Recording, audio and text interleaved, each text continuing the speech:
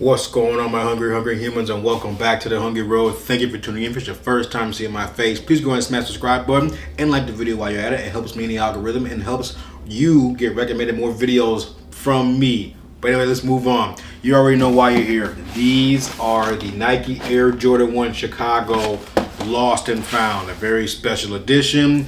It seems like Nike releases these very randomly. It was 1985. Then it was 1995, then it jumped to 2015, and now 2022. So I don't know what they're doing, but there's a lot of Easter eggs and hidden things with this, even on the box and even the shoes themselves. So let's go over some of that stuff. Let's open the box up here. First, let's discuss the lid. So Lost and Found is supposed to be like, back in the day, back in like the 80s when these shoes were first being sold, and as you can see by the sticker on the front here, this is actually a real sticker, by the way. You can like peel this off if you wanted to, but it says $64.99. Now that is not what these cost. These were $180. Resale right now is up in the 400s, and I'm assuming it might go even higher, as there have been reports of like mold and stuff showing up on some shoes. But thank God mine didn't have any mold or defects at all. They do come in the box like unlaced. So you have like a black lace and a white lace. So you'll see it on the screen here in a second. But you get a black lace. So I decided to do a white lace and a black lace. This is sort of a contrast. So when I do wear them, I don't know when I'm going to wear these. These are like my Christian Louboutins. I need to have a very special occasion, because I think these are going to go up in value. They're going to continue to go up in value. It's a very, very, I won't say it's a rare shoe, but it was like the most coveted and hyped up shoe of 2022. But moving on to what I was saying. So Lost and Found. So back in like the 80s and 90s or whatever, before like digital things, everything was done by paper, pencil and paper. And stuff would get lost. And speaking of paper and pencil, there should have been a receipt somewhere around here. Let's see if I can find it. It's like a little yellow receipt. Check this guy out right here. It's like handwritten from whoever, Sandy Bros Sports Department in some places. I wonder, see, I should look into that. Covington, Kentucky. I wonder if this is an actual store where these shoes are sold. But this is so cool. This is how it was done back in the day. And shoes would get lost, you know, and the boxes and lids will get all mixed up. That's why the lid doesn't match the actual box. This is like a lid from a different pair of shoes that goes with the black and red box here. Very, very cool little Easter egg right there. And of course, you see the paper here. It has all the Jordan stuff on here. And a fun fact, when these shoes first came out in 1985, Jordan hadn't even played his first game. And Nike got a lot of slack for like, why are you giving this dude a shoe deal? He didn't even play the game yet.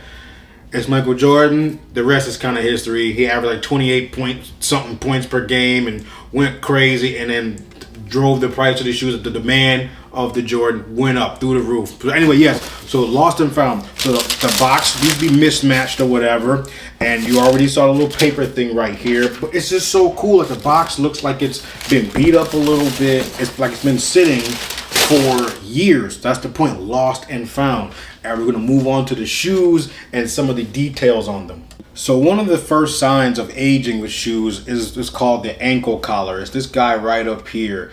As you handled them and things like that, the leather would dry out and it would crack and even flake off. So if you could take a look here around both collars, the designers actually faded this leather right here, and you can actually feel the texture. Like it's not going to come off of my hand or anything like that, but it's like a rough texture. It's just such a cool looking design. It's like a nod or homage to, you know, like, because the point of these shoes is like Lost and Found. Like these shoes are still supposed to be brand new from 1985, but they've been found years later in a box, not worn and beat up and destroyed. But that's the point. Like these shoes were lost in a store somewhere, and someone found them, and this is how they're gonna look after years of sitting in a box. So little fading, little degradation, things like that. If you look at the sole right here, this is a bit yellowed, so it's not like a pure white or anything like that, like the laces are. But it's just so cool, the level of detail they put into this. And if you look closely at the white leather here on the toe box and here on the side, it's actually kind of cracked, and you can feel the texture. Like it's new leather, but like I don't know how they did it to make it feel like this and look like this. It is just absolutely stunning attention to detail. And we have the tongue here, a little bit of yellowing on both tongues, of course, and on the inside as well. Take a look at that on the inside. Very, very cool. I just love, oh, let's not forget the bottom. Get the bottoms out. So the bottoms are like faded. I'm not sure what would fade the bottoms like that, but again, this is even the red leather has some like a vintage look. It is such a beautiful shoe. I don't know if I ever want to wear these. I just want to sit and look at them because it's just such a gorgeous shoe. Very simple colorway. Red, black, white. The color of the Chicago Bulls. You can't beat it. One of the most coveted shoes. But the last thing I want to address and ask you guys, what shoelaces look better with them? The white or the black? I'm leaning toward the white. It just gives the shoe a cleaner look right here through the upper. But the black kind of pulls out the swoosh and the collars back here. So I'm kind of torn because they both work really well. But I said I like the white for a cleaner look. But I said if I ever wear these, I'm gonna just rock them exactly like this. One white lace, one black lace. But guys, I'm so lucky that I was able to hit on sneakers. There've been a lot of issues. There was like, I think I waited about an hour and 7 minutes. I'll never forget. But an hour and 7 minutes, because usually it was a draw. Of course it was a draw. Enter the draw, you get 10 minutes to enter the draw. The timer's counting. And usually with like 20, 25 minutes, you know whether you hit or you didn't. But it was a timer was just going and going and going and going.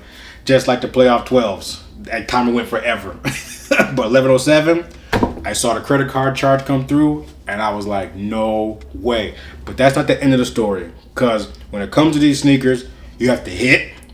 Then the sneaker has to have it in stock. Then it has to get shipped to your door. It has to actually make it to your door.